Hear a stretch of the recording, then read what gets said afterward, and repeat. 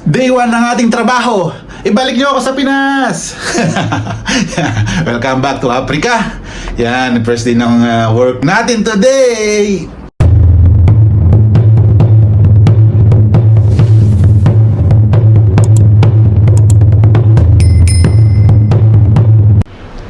Bienvenidos mga kaluts. Bienvenidos mga kalutong Pinoy. Yan, welcome back here in Africa, Equatorial Guinea. Yan, kakarating lang natin kahapon. Kailangan energetic tayo. Yung first day vlog natin dito sa Africa. Dumating tayo kahapon ng tanghali. And then ngayon Lunes, papasok na tayo. First day ng work natin, mamaya pang alas 11. Kaya kanina naglinis-linis muna tayo ng konti lang naman dito sa kwarto. And then sa CR. And dito din sa harap. Yan.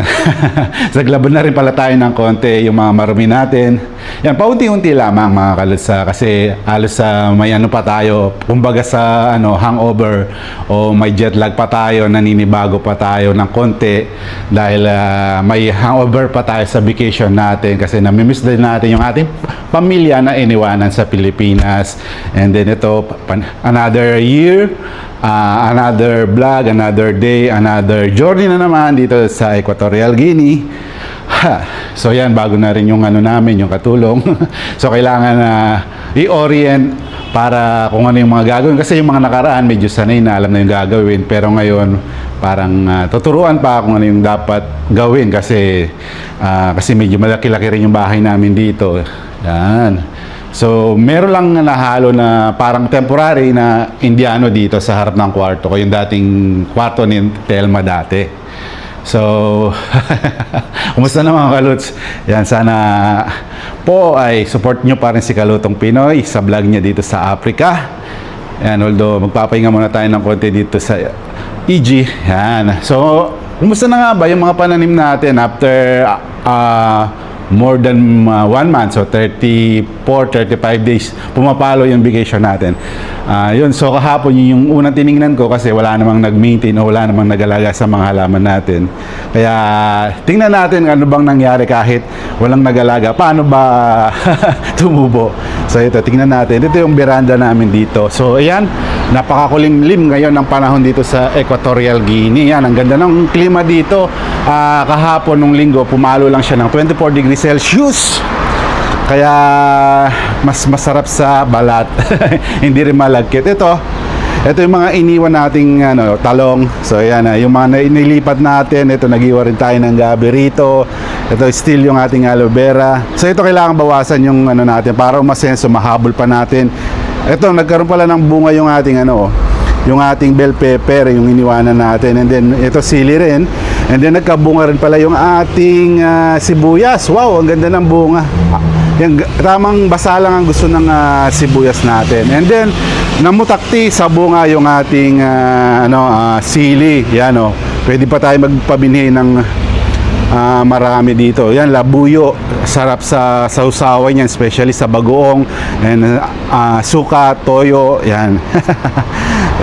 Mamaya bababa tayo para ipakita naman sa baba kung umaseso nga ba talaga or napabayaan na. Yan, bababa muna tayo mga kalisting na natin sa baba. Buti may DJI mini microphone na tayo kahit mahangin. So may panlaban na tayo, hindi na masakit sa tenga para sa mga viewers natin. Kaya tayo bumili. Tara, baba tayo mga kaluts. So yan.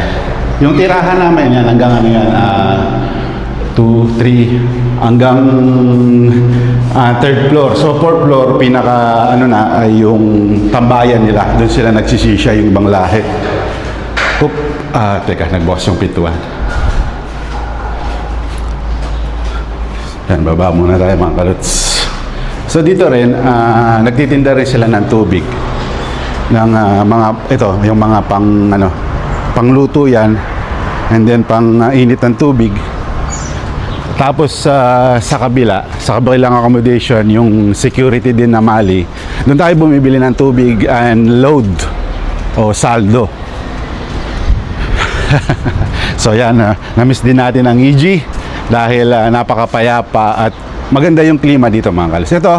Ito na yung update natin sa taniman natin dito sa baba. Ayan, yung kamote, yung masenso, pero yung mga sili ko yun, kinain ng ano dahil di ganun naalagaan. And nakaraan may nagdamo rito, parang tinamaan yata. And then yan, yung ating papaya, yan yung so kasi hindi ganong nabibilad dito, kaya di ganong masenso yata. And then parang may sakit, oh. May ano rin ngayon yung klima rito, yung season parang hindi rin maganda ngayon, oh, di ba? Hindi ganong lumago yung sa baba, pero yung sa paso mas daig pa yung dito sa baba, di ba? Iniwanan ko lang yun dito, nakapagtanim na rin tayo ng tanglad in case na gusto natin magluto ng tanglad or uminom ng tea na tanglad. So malamang nito marami yung kukuhanin natin ng tanglad kasi mataas yung cholesterol natin. Kailangan nating magbababa ng cholesterol para naman sa health natin ay maagapan na. At yun. Kumusta na kaya yung mga ano natin, yung mga tanim natin sa mga accommodation, sa mga community natin, no? Kumusta na kaya? So inalagaan ba kaya nila? Kasi although na-busy tayo sa bahay kasi may pinapagawa tayo, and then sa family and etc. na mga kailangan gawin, ano ba kaya inalagaan ba kaya nila yung mga tanim natin doon? Umasenso ba kaya? Ano ba kaya nangyari? Kasi although siguro busy rin sila, hindi rin nakakapag-send ng ano, pero alam ko naman na aalagaan, di papagbayaan. Kaya sana kahit pa paano ay hindi naman masayang yung pinagpaguran natin, nakasama sila nagtanim. Yun, mauulan na yata sa first day ng ano natin, first day ng trabaho natin. Kasi kanina tumawag na yung boss natin, sabi niya welcome back at see you at 11. Nagparandaw kaagad no. So normally naman kasi dito, dahil sa haba ng biyahe from Philippines, kung minsan nataon ng Lunes yung dating natin dito, then pumapasok pa kami after one day kasi nagpapahinga muna sa sobrang sakit sa tinga ng jet lag, pagod, and then kailangan mo nang iligpit yung mga gamit, ayusin, pahinga.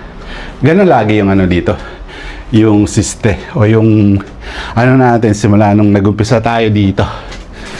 So ngayon dito na naman tayo sa room. So makakasama na naman natin ng isang taon to. Yan yung mga kalos natin dyan. Kumusta kayo? Sana naman nasa mabuti kayo. Ito panibagong ano naman para sa pangarap natin, para sa pagpapatuloy ng ating sinimula. Kaya mga kaluts, abang-abang tayo sa vlog ni Kalutong Pinoy dito sa Africa. Babu!